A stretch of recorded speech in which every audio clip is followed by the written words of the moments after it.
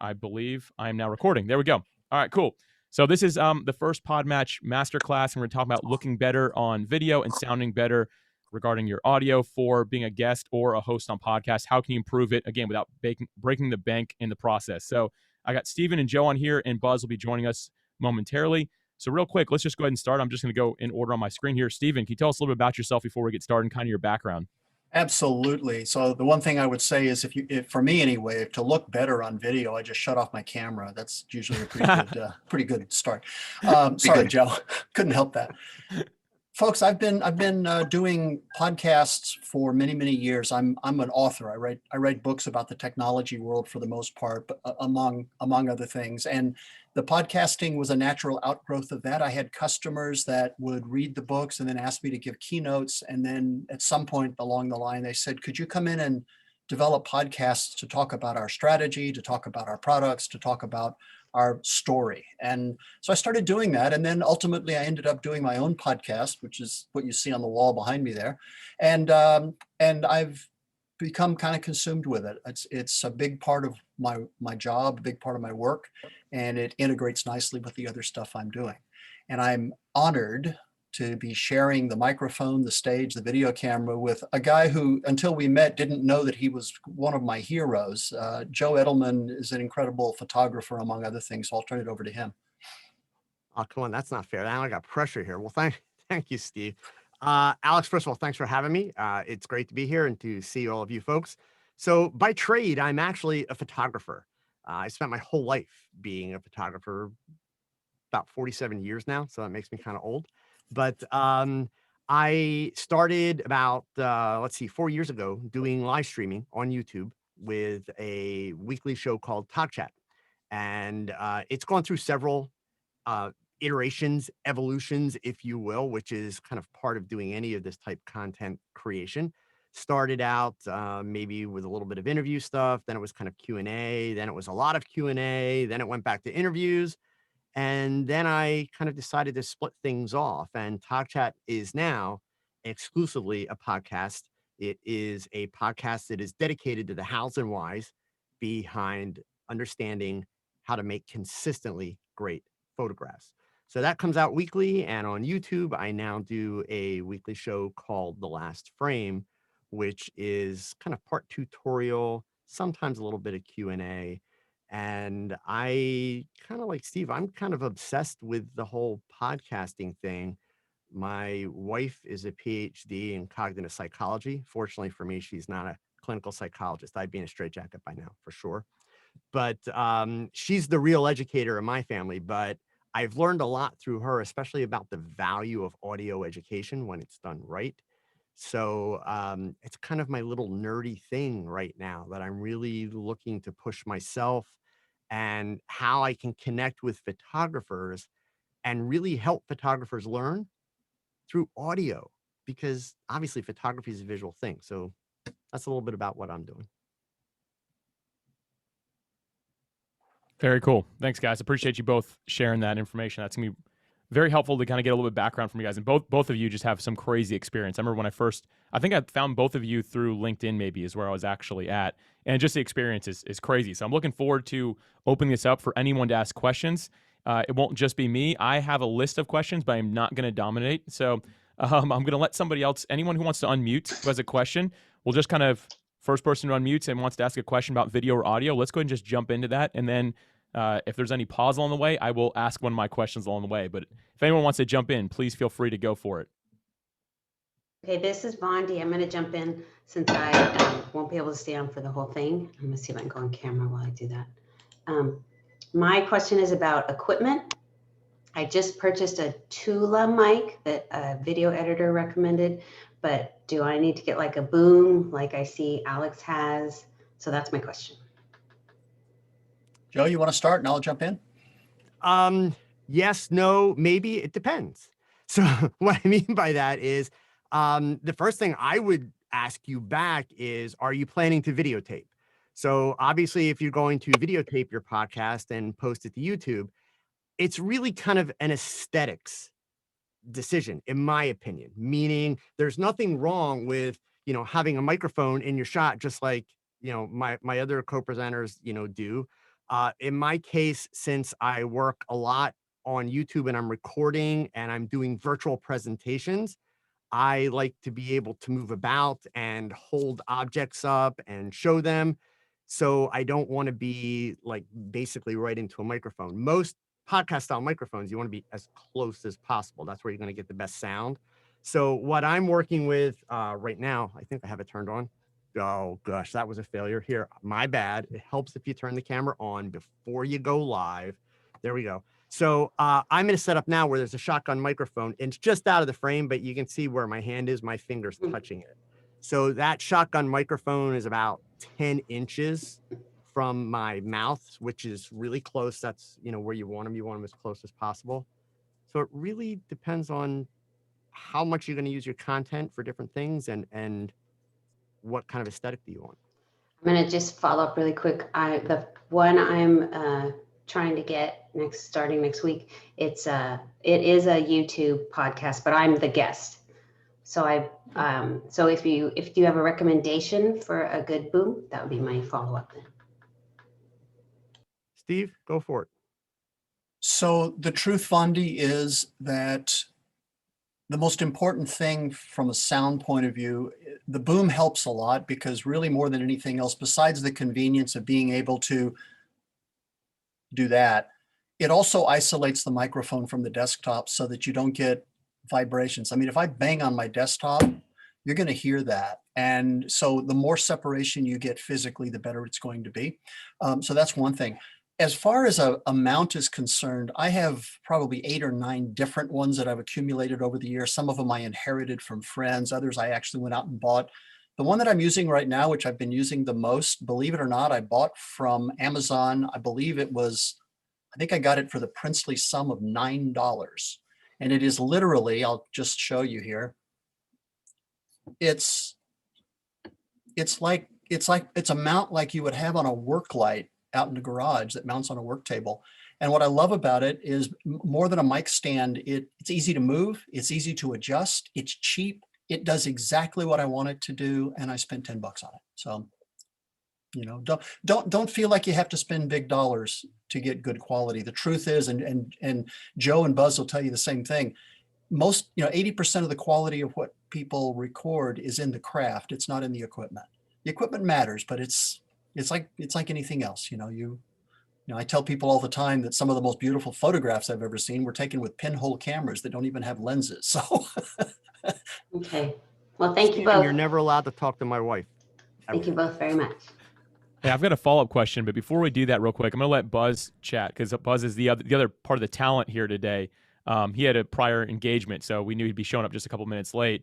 Buzz, first off, I like the shirt a lot, but we'd love to hear a little bit about you, a little bit your background just for a moment here, and then I have a follow-up question because I really like where this is going. So, Vondi, thanks for that. Cool. Thanks for having me on, guys, and good to see everybody. Yes, I am always trying to be thinking of something, but it's always an interesting thing, and much to Stephen's last comments is once you get beyond the equipment, then it's content and production value that really brings home the messaging.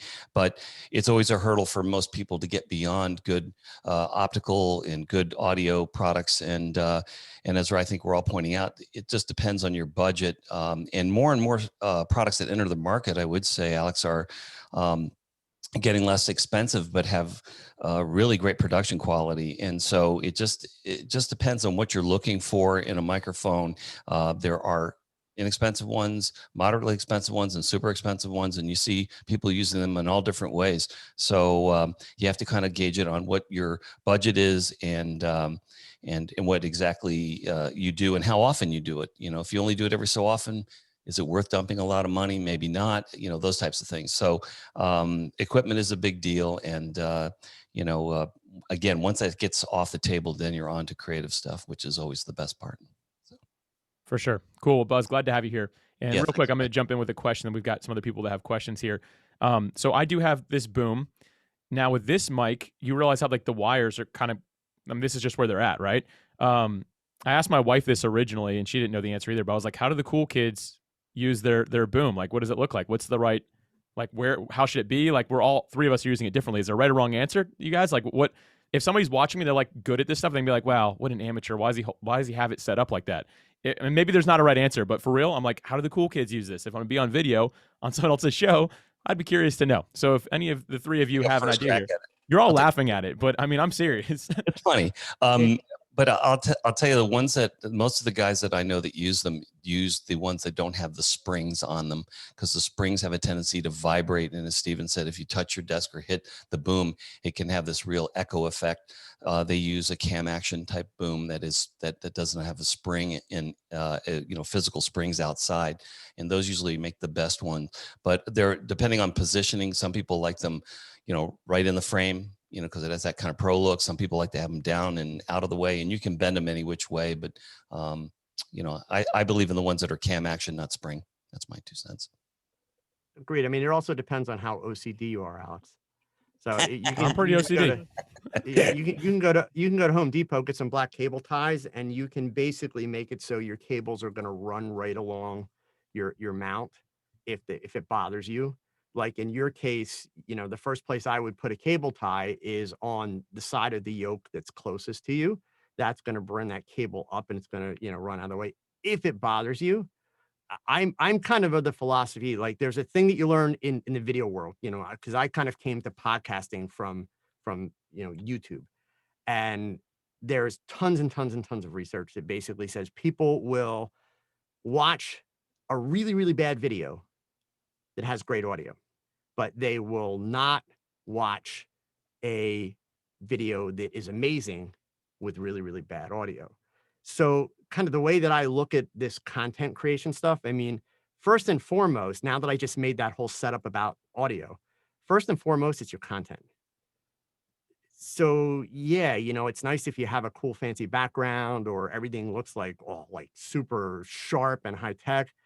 But you got to have great content. You got to have a great story. Then yes, you need really, really good audio. And then indeed, if you're going to do video, it certainly helps your cause if, you're at least working in a setup that is flattering without distractions, that kind of stuff. But I would put them in that order. Cool. That's a good point. Thank you.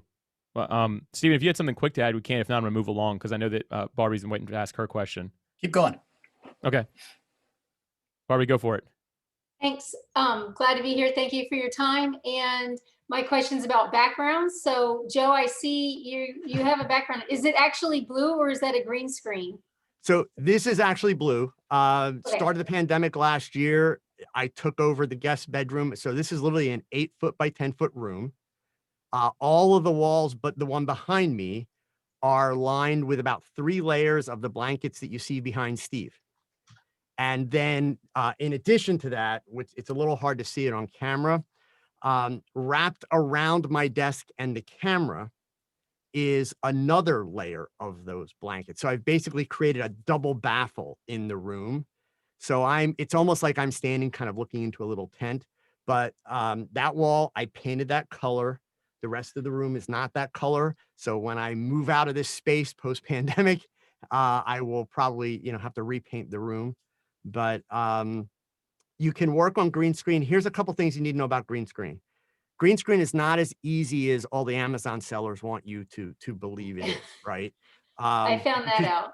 Right. And to me, there's not, and this is a personal opinion, but to me, there is nothing worse than green screen done poorly, because it's a distraction. It simply distracts from what's going on. Or you get, the scenario where somebody has decided to be really cool, do a green screen and put a picture like a stock photo in the background. And it's a room, it's a stock photo of a room that's like 20 or 30 feet deep. And the bookcase that's 30 feet away is every bit as sharp as the person is. So people are sitting there trying to read the book titles that are 30 feet behind you in the picture. So the challenge with green screen is you need more, if you're going to do it right, you need more space, meaning distance between you and your background, because this wall is only like 3 feet behind me. It's really close. When I first set up in this room, I did use a green screen, and to try and offset the fact that it was so close, I used a foam back green screen. You can't find them easily on Amazon. There's a company in California that custom makes them. So they'll make them like any size that you want. But the foam back green screens are what they use in Hollywood. So they're actually textured. And the best part of it is they don't reflect as much light back onto you, because you've all seen green screen too, where the person's got like green tinge along the side of their face. That's either the green paper or the green material reflecting back.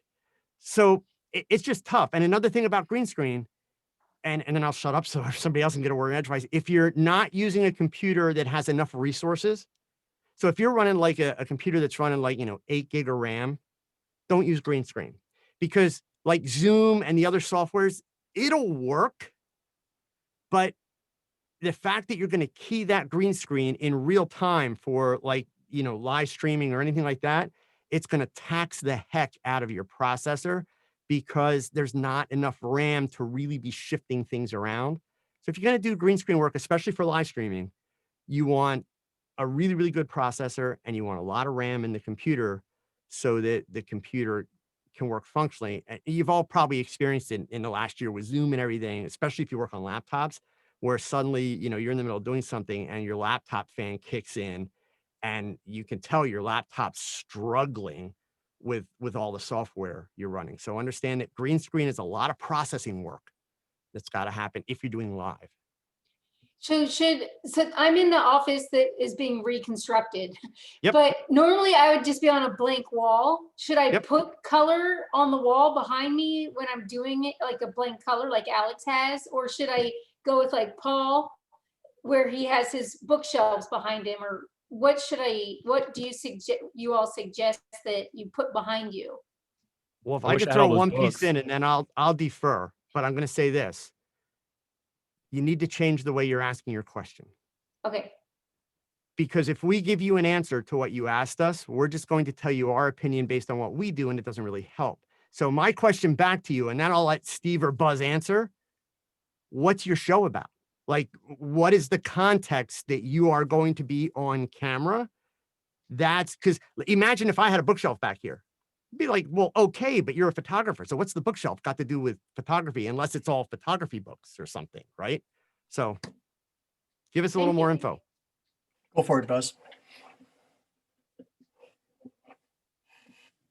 There, came off mute finally. Yeah, I agree with what Joe's talking about, is that you always have to kind of gauge not only what your niche is, and if it's a consistent niche, like he's pointing out, if you always talked about photography, so you could have literally shelves behind you with cameras on them, and that can be your backdrop. But if you change topics or themes based on your vlog or your podcast, your video podcast, you're going to want to maybe look into some type of green screening or some other type of thing where you have a full color wall, so the whole focus is not on what's behind you, but it's on you and the content. I noticed that more and more people are doing green screening, and to Joe's point, you've really got to be cognizant of how you do it and experiment a lot with it to make sure that you get the right kind of result that you want your audience to see. One of the ones that I've used intermittently is from Elgato, and it's kind of a scissor action thing that pulls out of like a large kind of like a bazooka tube, and it's easy to put up and collapse. So if you don't do green screening every single day, you want it out of the way, it's easy to deploy it, get and move it out when you're done. But again, if you have a niche thing that you're not going to vibe, like it's cooking or something, you could just do a static one behind or change it a little bit. But that would be the main thing that you got to kind of consider when doing that. And lighting, as Joe mentioned, is a big deal, because the green screen can almost work against you in some cases. Stephen, what do you say? Well, actually, while I do a lot of video in another part of my business, my podcast is audio only, so this really doesn't apply. So I'm not going to add anything. We can move on to another question if you want to. So real quick, regarding green screening, because I like a green screen, because I think that this is a good topic. Is there a best practice for because everyone wants to use a virtual background, right? That's why you have a green screen. Is there a best practice for the type of background that you find people use, like the actual virtual one? Like, do you have a recommendation on that? Or I guess it really, again, kind of goes back to the show, right? It depends on what your show is about. You want it to somewhat relate. Right. I think it depends on your show, because you want to look at the background in terms of aesthetic. Because keep in mind, if you're doing something on YouTube or whatever video platform and people are paying attention to your background, you screwed up, period. Okay. So, people will like, I'll go onto a live stream, and if people have never seen me before, they're going to notice the two lights. It's like, ooh, cool. And people will ask me about this one. I'm sponsored by the company that makes this, hence why I leave it in. But after 30 seconds, those lights aren't doing anything. They're just there. So it's much easier for me to, bring the attention back to me. So you just got to be careful. If whether it's a bookcase or maybe it's some just really cool looking room or whatever, if that can really add to the aesthetic and the ambiance of what you're trying to communicate and the tone you're trying to set, then awesome.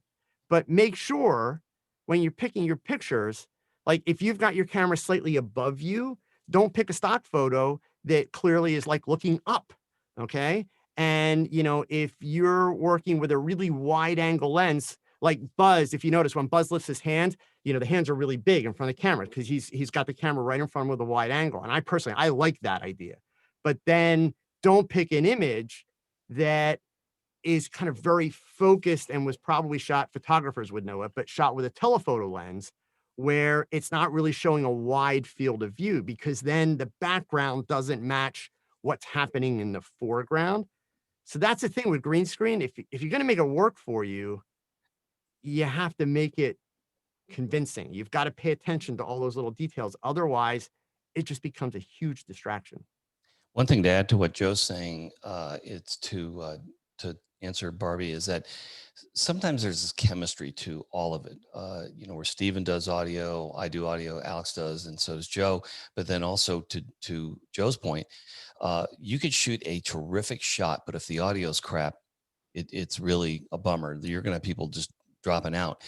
That's why audio is such a big theme in this discussion we're having, because audio can sell a bad shot like Joe was talking about. So if someone didn't frame you exactly right or whatever the case might be, audio will carry the day if it's pristine. But one thing just about the video, to touch on it one more time, is I'd rather see you paint the back wall and do a minimalist type of thing like what Joe's talking about, because you don't want it to detract from messaging in your content, and then sink money into like a secondary camera, like the little webcam that Joe's using for shot 2. So if you do show and tell, like if you want to show like a cooking utensil or you want to show something, where the camera's not directly on you, having a secondary camera is a terrific investment to do. And it's not a ton of money, but rather than buy green screens, go put money in a second point of view camera, POV camera. I'd rather see you do that. But also, Joe makes a great point on the primary camera. Like I'm using a Canon with a wide angle lens right here. It's a DSLR doing a clean HDMI feed into my system. You can put money into a great DSLR, like an M50 is a terrific buy today for like $699. Killer, clean HDMI out. It's a super camera. But you can also use a really good Logitech webcam and get a good result. But if you do this, depending on the frequency that you do it, if you do it like 2 or 3 times a week, or you do it once a week or once a month, that's always a good determinant on whether or not you spend that kind of money or you work toward that. And it's kind of your own personal chemistry of how much you want to invest, how frequently you do it. But I think Joe's got it nailed. Do a minimalist thing in the back and concentrate on the content. It's a good point. Great question, Barbie. Thank you for that. My favorite live background I saw, the guy had it done right. So like you could barely even tell it was a green screen, but it was an hour-long video in the background. So it was moving the whole time, and I could not focus on what he was saying because it's New York City. So I'm watching people walk by in cars. It was super interesting, but I don't remember what he talked about, if I can be honest. I just remember being like, wow, that background was so cool. So I liked it for the wrong reason. But anyway, to that point. Anyway, next question here. Does anybody else want to go next? Anybody who wants to unmute can kind of go for it and ask your question here. I feel like somebody unmuted, but somebody raised their hand. Roxanne, go for it. Yep. I just have a question as being a podcast guest. Is there any tips and tricks to what can make us sound more appealing? when we're participating in someone's podcast? I'll chime in on that one. I've guested, if that's a word, on a number of podcasts. The first thing is do your homework. And what I mean by that, this seems self-evident, but it's remarkable to me how many people don't. Number one, know what the theme of the podcast is that you're being a guest on. Absolutely. And right, I mean, really understand what is their message, not just, I know the person, so I know what it's about. No, you may not. You may know the person, but you may not know what the actual theme of the program is. So do your homework to make sure, listen to a bunch of episodes, know the flow, understand how it works for them. That's number one. For example, does this podcast host tend to dominate the conversation, or do they let their guests speak? And that's going to be a big thing. And I've experienced both. And neither is good or bad. That's just the style of the show. The second thing you want to do is there are certain things that you can do personally to make your audio as good as it can possibly be. And they're pretty simple things. And I'll run through a very quick list. And Alex, I'll make this list available to everybody if they want it. Folks, if you don't know this, when I first started doing this, I wasn't doing it commercially until a client called and said, we need you to do podcasts. Can you do that? And I said, absolutely. And signed a contract, and then went back to my office and said, I wonder what a podcast is. And I started doing my homework, and I put them out. And I've done a lot of video work, and I've done audio for video. So I know the mechanics of it. But after about 6 or 8 months, I started to wonder if they're any good. It's that famous, what does good look like problem, right? So I went looking for training, and it was hard to find. And I did find it, however. And the amazing thing is it's available to everyone, and it's free of charge. And I went through the entire program, which took me 2 years, by the way. And it's very simple. If you go to training.npr.org, you will find an entire curriculum put out by National Public Radio that is designed to create field reporters, because they depend on a lot of citizen journalism. And when I say it took 2 years, it's because I went through literally every single program they had. I mean, what would you like to know about being a war correspondent? I will never be a war correspondent, but I went through the training because I learned from it. And there are certain key things that jumped out, and I very quickly want to run through these. Don't bother to write them down, because I'll be happy through Alex to distribute this list to you. In terms of the environment, number one, control everything that you have the ability to control. And let me give you an example. You can't see it, but my desktop here has a piece of thick foam on it to reduce audio bounce, the high frequencies that have a tendency to hit the surface of a hard surface and bounce back up into the microphone. I cover the reason, Joe referred to these are just moving blankets I bought at Home Depot. Okay, they're phenomenal for reducing noise, for reducing bounce. Okay, it's not that it soundproofs the area. What it does is it prevents audio from bouncing off of hard walls and coming back into the microphone to create echo. And you can hear that, and you can hear it well. So one of the things I learned, for example, is that when National Public Radio reporters are working in the field, they don't carry a studio with them. They do one of two things when they go in to actually record the shows that they upload to the station. They either get into the closet in their hotel room that's got clothes hanging in it because it eliminates the bounce, and I have pictures of this. I have a friend who works for the company. They get underneath the bedspread, and they literally record under the bedspread. And the quality is astonishing. I mean, seriously, if you think about those great recordings you hear from the field, and then you visualize this poor person sitting under a bedspread, this big lump on the bed, that's how they're doing it. It's pretty remarkable. The second thing is, like I said, put a towel or some other sort of soft surface on top of your desk. Turn off everything around you that could beep, alarm, siren, grunt, groan, whatever. Just eliminate all sounds. Take your cell phone, and if you need to keep it close, put it in airplane mode, because every time the cell phone reaches out to the local tower to let it know that it's still there, you don't hear it, but it emits an RF signal that can be picked up by your recorder. And it shows up as kind of a crackling sound in the background, and it's almost impossible to get rid of. The next thing is, and this is something I teach when I teach storytelling workshops, don't just hear, listen. And what I mean by that is two things. Number one, when you're in the space, the ambient that you're going to use for your recording, before you actually start recording or joining the show that you're going to be on, put on your headphones. And folks, as one of my NPR friends said to me, wearing headphones is not a suggestion, it's the law. You should always, always, always wear headphones for a lot of different reasons. For example, you can have a bad connection in your microphone cable, and I've had this bite me in the butt more than once. You won't hear it if you don't have your headphones on. It's crackling away and making racket in the background. You don't hear it until you've said goodbye to your guest and they're gone, and now you have to deal with it. Wear your headphones. Here's the other thing. You can crank up the gain and you can hear noise in the background. Air handlers, buzzes from electronic equipment, fluorescent lights, all that stuff makes noise. So when I said control the environment, those are the things you want to control. Get rid of as many of those as you possibly can. Don't be afraid to be politely pushy with your guest or the host. And what I mean by that is, don't be afraid to ask questions. Don't be afraid to move them around. Don't be afraid to get closer if you're in person. Okay, that's kind of important. And then finally, there are a couple of things, and there are lessons at NPR on their online thing about how to do this. Be very aware of what are called plosives and sibilants. So sibilance is that sound. And you can get rid of that by putting a screen on your mic and a pop screen, this thing here, that'll help reduce it. You want to be as close as you can, but if you get too close, it starts to pick it up, and you can hear it as I get closer. You can hear the S's, the sibilant sounds.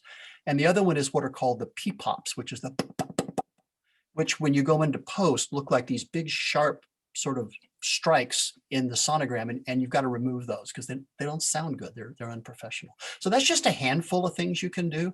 Control what you can and know what you can before you actually start, and it makes an enormous difference in what's going on. And notice, none of that has anything to do with equipment. None of that has anything to do with how good is my recorder, my microphone, etc. Just some thoughts. That's wonderful. Thank you so much. You're very welcome. Roxanne, just a point of clarity. Are you talking about guests that you invite, or you being a guest? I just want to clarify. Myself being a guest in Okay. other Yeah. podcasts. Yes. You know, one funny thing that I did that kind of bolts onto what Stephen just talked about, which again had nothing, I'm going to get on the other side of it, is that, he talks about the semantics of doing it, which are very, very important, because people go, hey, I've got the best camera, the best mic. What's going on? It's probably kicking you in the knees about what's the content and the way that you're doing your thing. And we'll talk probably more about the construct of good podcasting here in a little bit. But since we're on the technical side of it, one of the things I do is I sometimes will send a microphone to a guest who has what I would call inferior audio. And the way I know that is I usually reach out and do a prep call, just a kind of a pre-interview days in advance from when I have people on live, to avoid the kinds of things that Stephen just noted, because you could have a really intelligent person on there who's really a subject matter expert. And if they're down in a can, or sounds like they're in a trash can, it just makes your production sound terrible, even though you might have a good microphone. So I always make sure I vet that first, so that it isn't a surprise when you flip the switch and you go live, or you're recording the session, that you don't have that surprise. And that's that's really kind of borderline. It's a practice that Stephen's talking about, getting the semantics right. And then it's also a technical side of it too. And I can make some recommendations through Alex on some microphones that can provide you really good audio on your side. So when you're a guest, you'll sound terrific. How about that? That would be wonderful. Thank you so much. Glad to help. Good stuff. We've got two people raise their hands, Jordan and Lynn, but I'm not sure who raised their hand first. So if either of you want to jump in real quick, go for it. Everyone on this, like, first off, everyone has good etiquette here. Like, people are using the raise hand feature. I didn't even mention it because most people don't know what it is, and everyone's muted and everyone's nice. So I'm just going to go ahead and say, Jordan, go first because you're on video right now. Thanks so much. Can you hear me okay? Yep. Awesome. I was actually just kind of clapping because of the information that was shared. But the question would be, maybe the challenge I'm kind of running into right now, and I'm trying to look for some options, is, so right now my podcasting space is on one end of the living room. And and I don't have another room to really dedicate to it. I just been kind of trying to wake up before the family wakes up, and then I try to get some recordings in. But the challenge is I'm trying to roll into the interview portion of it, and obviously, trying to sync the timing of that. So I don't know if there's borders or you know, or a portable moving wall, something I'm gonna look into, or maybe I just have to really dedicate some focus into getting some personal space with that. But I got one any for you. insight on that? There is Yes. there is an arched baffle that you could, that desk sits on top of your desk, that goes behind all your gear, that kind of is a half circle that I have a couple buddies that use that, and they bring the microphone right down over the top of it. And for people that are in these kinds of scenarios where you use your kitchen table or use some area that is used for other purposes beyond podcasting, like you eat there, then you can take this thing and it sets up in no time. I think it's like $150 or $60. I'll look for the link and see if I can provide that for Alex. But I do have some guys that use that because they want that extra baffling, and that kind of limits any of the extraneous noises or any of that kind of ambient noise that comes in. And that would be a good interim solution when you have to kind of make a space work.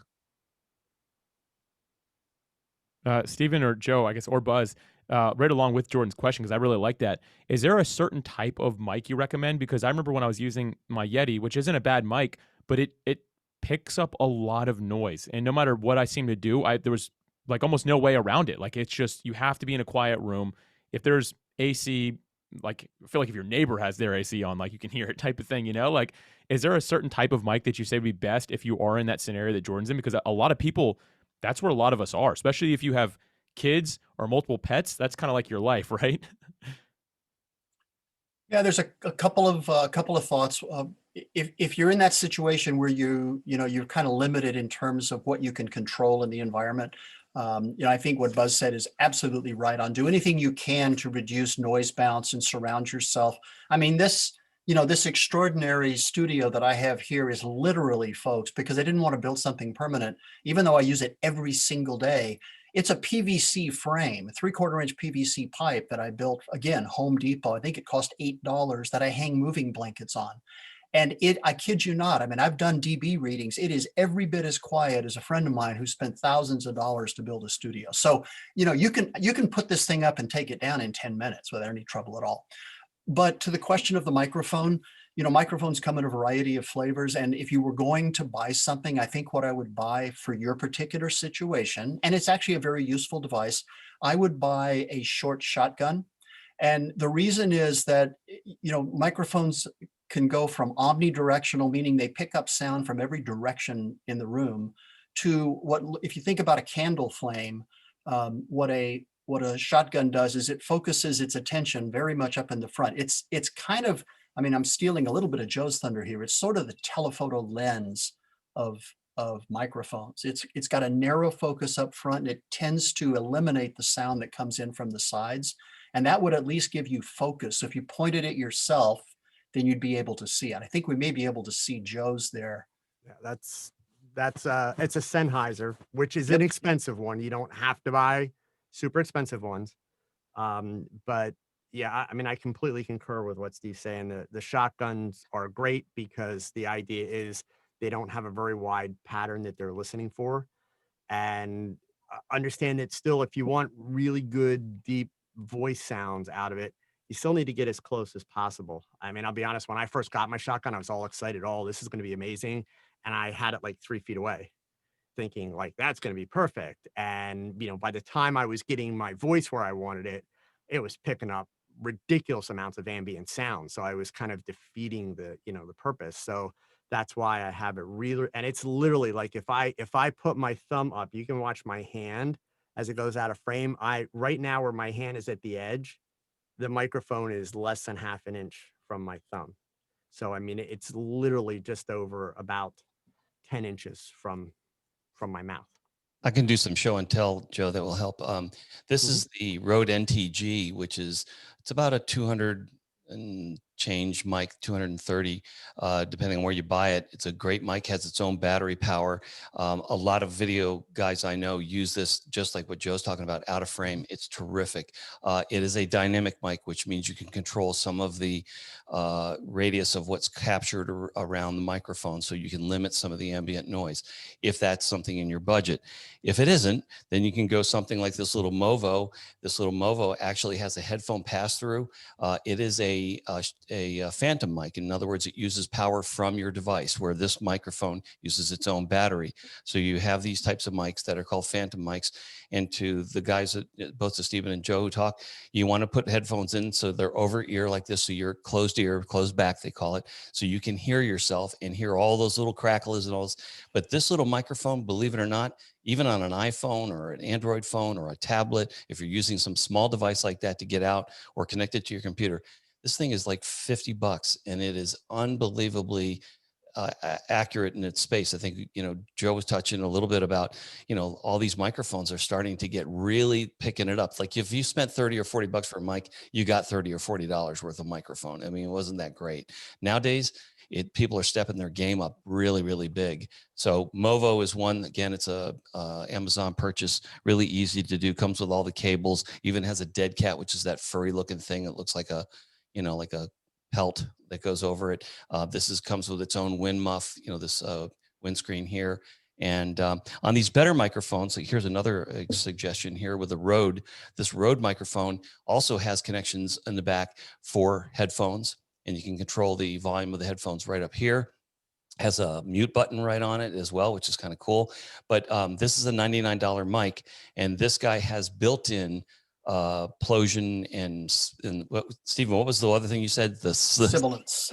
Sibilance, yeah. So if you don't have a windsock or a windscreen like you see, Stephen has in his shot, you can buy these that have it built into the actual design. So if you go Peter Piper picked, it mitigates all that. And again, that's only $99, plugs right into your computer, passes through the audio so you can hear yourself, which is a big deal. And not a lot of money, but it sounds like $1 million. I mean, it really sounds great. So there's some options right there. Some great points there, guys. Thanks for that. That's really cool. I mean, if you all don't mind, share some of those links if you guys have them, just in the chat here. Next up, well, Joe, did you have any? Are you good, or do you want to add something there? Yeah, I don't want to. No, cut I'm you good. off. Go for it. Okay, cool. Next up, we've got Lenny, or is it Len? I'm not sure how you pronounce that. Actually, it's Tom. Oh, okay. Well, Tom. My wife. Great. Okay. Does your wife know what you're doing right now? Lynn? Yeah, Lynn. I mean, Tom.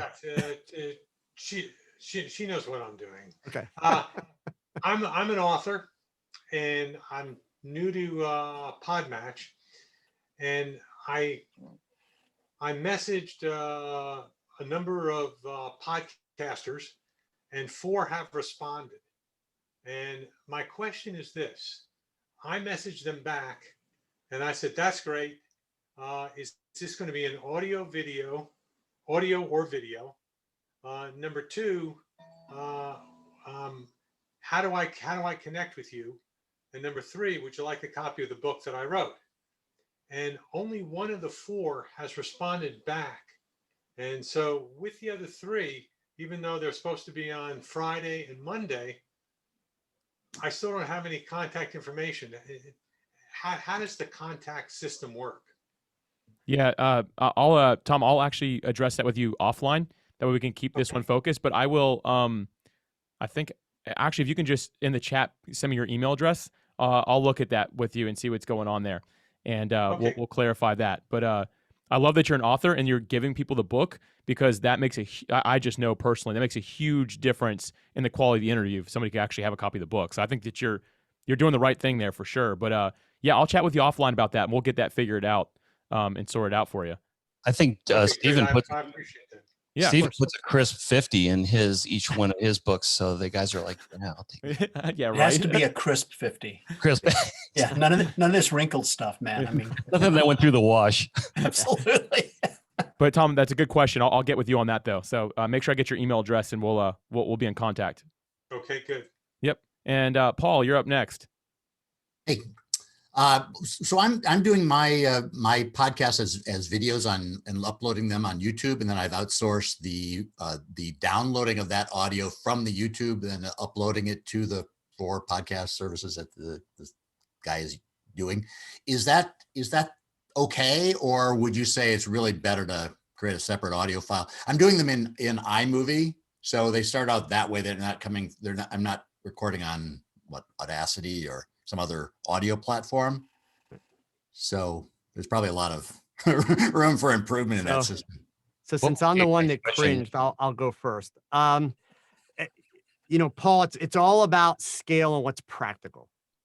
So if we're going to, I always hate answers that are like mandatory and black and white, because it's all about the context.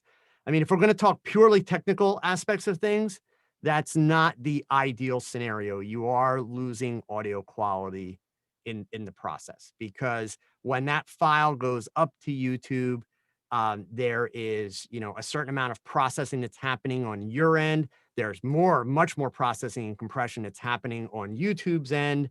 And so what you're doing is you're downloading a file that's processed and compressed, and then you're sending it out for audio, which means that, you really can't do a whole lot with it well in terms of fixing things, in terms of improving audio quality, et cetera.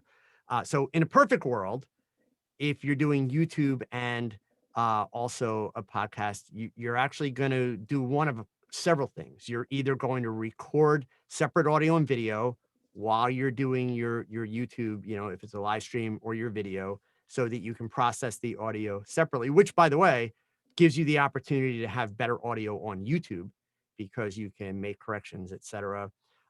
When I do my interviews so some weeks my podcast is an interview, other weeks it's me kind of sharing a lesson or thoughts. When I'm doing an interview, I use a utility called riverside.fm. That's the web address, riverside.fm. And so I'm able to send my guest a URL to a studio that I've created, refer to it as a studio that I've created on riverside.fm. They can access that via a web browser. They don't need any special software. So what I get as the show creator, and this is the brilliance of this product, I wind up, when I'm done the interview, I wind up with 4 separate files. Now, this is potentially a lot more work than you want to do. The 4 separate files are a video file of me, which does have audio embedded in it, just like a regular YouTube video would, a video file of them, which does have audio embedded, just like a regular YouTube video. But then I also get uncompressed, unprocessed wave files of each of us, okay, that are time constrained, meaning they match up perfectly with the video clips. So that allows me then to bring all of that into either my audio software, I use Adobe Audition, or into my video editing software, I use Final Cut Pro, and then build out from there. But obviously there's a lot more work involved. So the only piece of advice I could give you in doing it the way you're doing it, do everything possible on the front end, meaning in your space right there where you're recording, to make sure that you're making your audio sound as good as it can be, as clean as it can be, because any little flaws in your audio going up to YouTube are really just going to kind of get worse by the time that file comes back down, gets reprocessed, and goes back out for a podcast. But it's not about right or wrong. It's really about what is your tolerance for how much work, what's your budget. If you're going to outsource it, especially, and even if you're doing it yourself, it's what's your budget for time, because it does take time. So what are you using for if you're doing a YouTube interview first? I mean, in the ideal world, if I were doing a video and a podcast at the same time, what are you doing to capture the video? I'm using this utility that I mentioned, riverside.fm, right? Because that's allowing me to record both the audio and the video. And one of the kind of, I guess you could say, maybe advantages that I have, most of the people that I'm interviewing are photographers or in the photography world. So they also have the ability to connect their better cameras, as a video camera. So, and you'd be surprised how many photographers can't, or at least don't know how, but they have that ability to be able to create really nice video on the other end.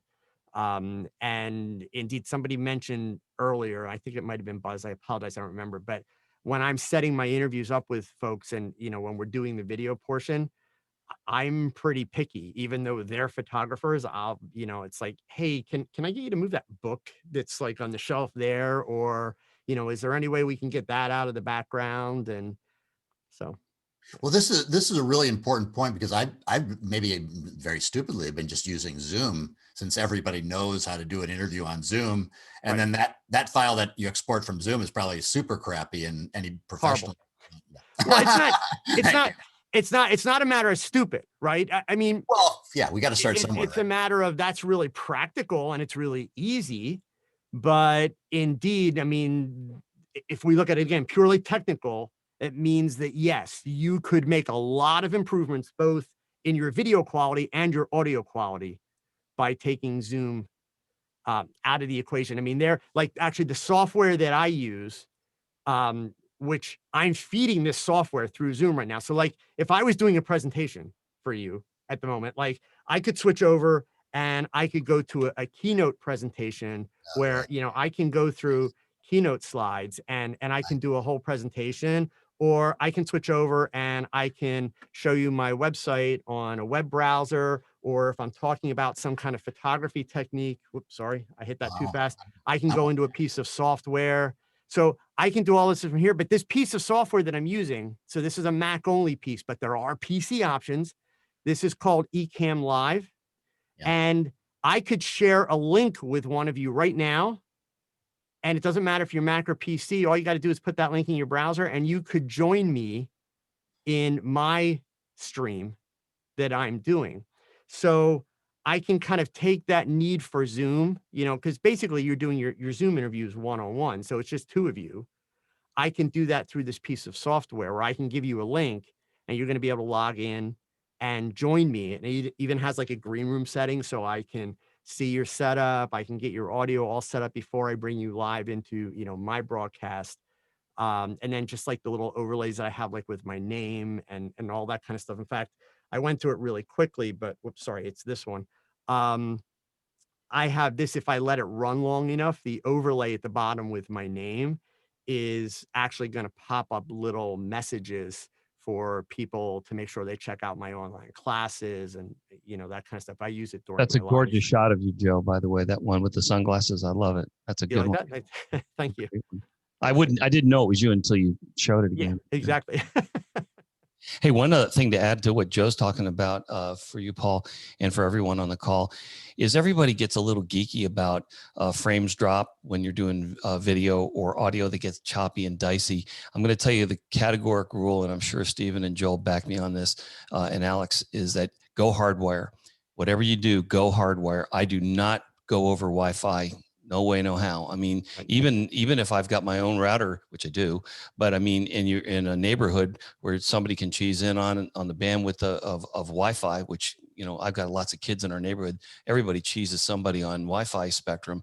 And when you're pushing video and audio, you want to hog it. You want as much roadway as you can get. So make sure you're driving down a 6-lane highway, not a 2-lane highway. Get yourself hardwired one way or another in your house or your apartment or wherever your dwelling is that you're doing the recording, and you will see a much more pristine result. No shame in using iMovie, by the way. I've done it myself. I'm kind of on the same page with Joe. I'm an Ecamm guy for video and audio. I do use Audition to touch up my stuff. But one comment that I made in preparing for this today was the best editing is done before the recording. And I really can't stress that enough. If you really get your script and your whole vibe down, your workflow down, and what you're going to do, you know, I don't think Joe or Stephen or I or Alex would even tell you that we love doing editing for hours, because it can get really geeky. I mean, you can spend hours going cuckoo. If you do it up front, you can minimize the edit and you can just cut a few things and you're ready to go ship. And that's kind of the vibe. You know, the hardwire thing real quick, I'm just going to mention that the first year of my podcast, I didn't even consider that. I just assumed my Wi-Fi is pretty, I don't even play video games, but I have like gaming abilities streaming, right? So I'm like, oh, I'm good. I don't need to do that. The difference I saw when I hardwired is unbelievable. So like now my computer, I don't ever unplug it. Like it's plugged in. Feels a little bit more old school when I used to do Wi-Fi for everything, but I'm never sharing my bandwidth with anybody else, right? Like if my wife's streaming something in the room, she's using the Wi-Fi, I'm still getting the top priority. It made a huge difference. So that's a really big point right there. And you can get like I mean, Ethernet cable, like what? How much does that cost? It's like $5 for a 20 I think I have a 30-foot cable, and I ran it under the carpet, like along the side of the room, all the way to it. And I think it was $10 or something like that. And it's made just a huge difference. That's a really good point there. And a little trick about the Ethernet cables, and I am drawing a blank on the exact number. So there's this thing called Google, check it. Don't just go buy any Ethernet cable. Most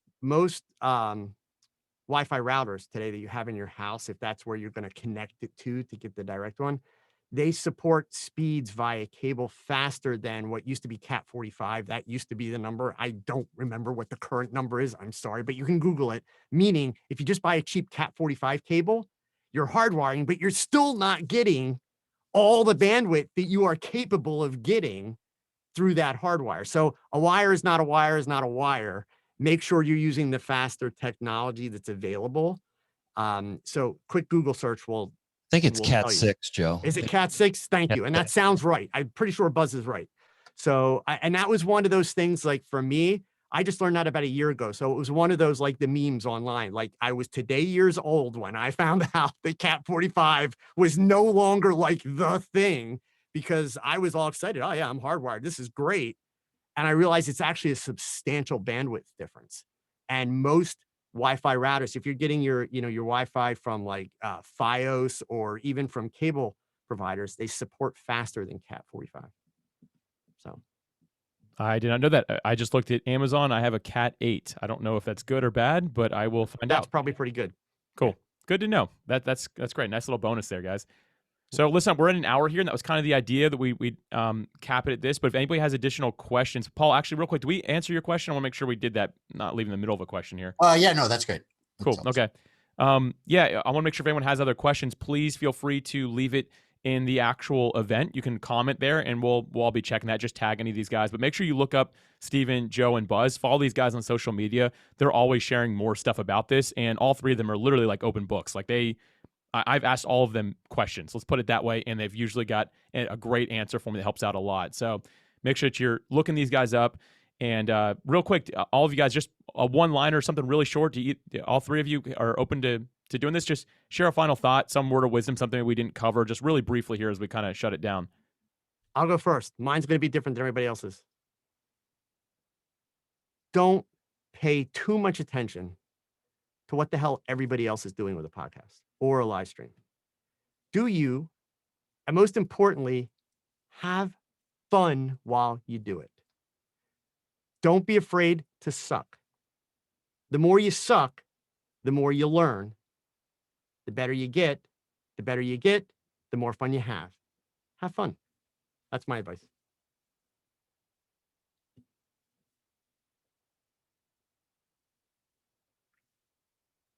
Can't hear you, Steven. Oh, Steve, you're muted. And I work in the technology Always space. unmute. Make sure you unmute. It just sounds better when I'm on mute.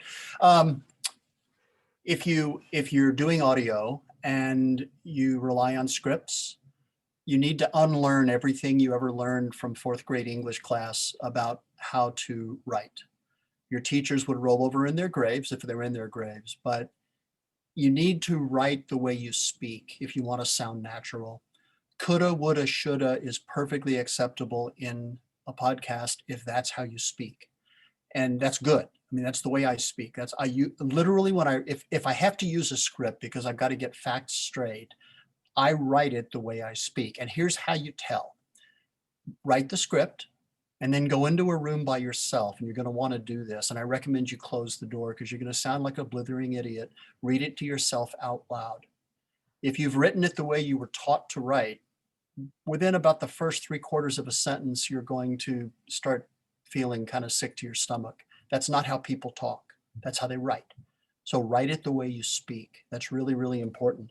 And I guess the last thing I would say is write the script, study the script, and then leave it out on your desk when you do the podcast. Maybe have a few bullets and just speak to it. Don't speak it. It makes a huge difference in how you sound.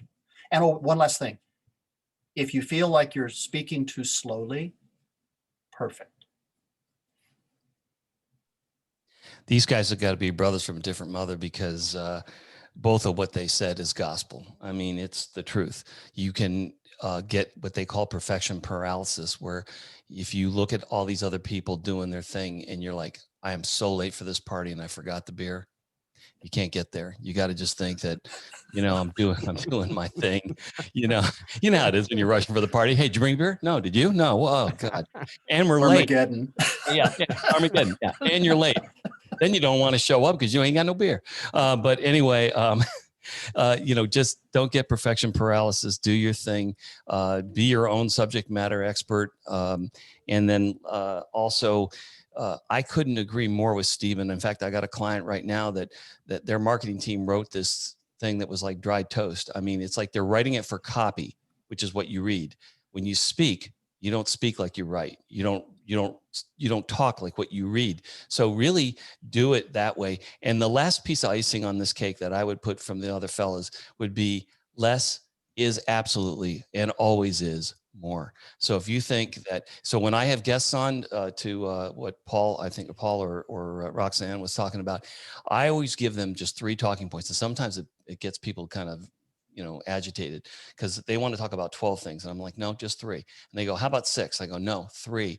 You got to pick the 3 that matter. But I like the idea of 3 because it's an easy consumable thing for us human beings, and nobody gets lost in the sauce, so to speak. So less is always more.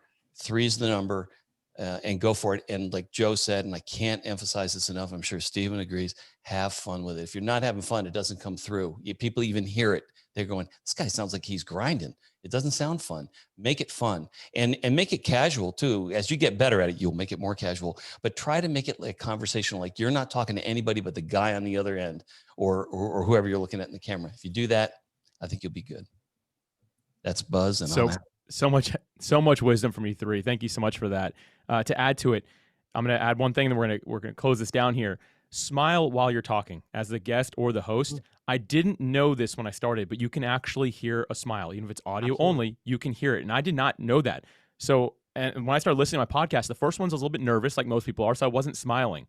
And when I went and looked at my first 10, or listened, I should say, because they're audio only, my first 10 episodes, and then my second batch of 10, if you will, I smiled because I started getting confident, and I could hear the difference in my voice. There's a different tone. It might be subtle, but people realize that. So make sure that you're remembering that. Smile the whole time you're talking. People can hear that. And to kind of close this thing out, I'll mention this. This is something people hear me repeat a lot, but do for one what you wish you could do for all. So if you only become a guest on just a few podcasts, do your absolute best. Even if there's just 1 or 2 people listening to it, do the best you possibly can for that show, for their audience. If you're a host, remember the person who's listening to your show, the most ideal listener, not everybody. If you have thousands of listeners, great. If you have 10, that's sometimes even better. Just speak to the one person that you know whose life you can impact and focus on that. And if we really believe that one life is worth impacting, then we need to be okay with that. And yes, focus on growth, do what you can, but do your best to remember that, hey, if I can impact one life today, then what I did was worth it. And that's fully what I believe. I've devoted my life to that cause, if you will, and I'll leave everybody with that. So with that said, Joe, Stephen, Buzz, thank you so much for sharing again, guys. I really appreciate it. And we're going to be doing another masterclass next month. So thanks, everybody. Feel free to unmute and say bye. I'm going to shut this thing down in just a second here. So thanks, everybody. Thank you.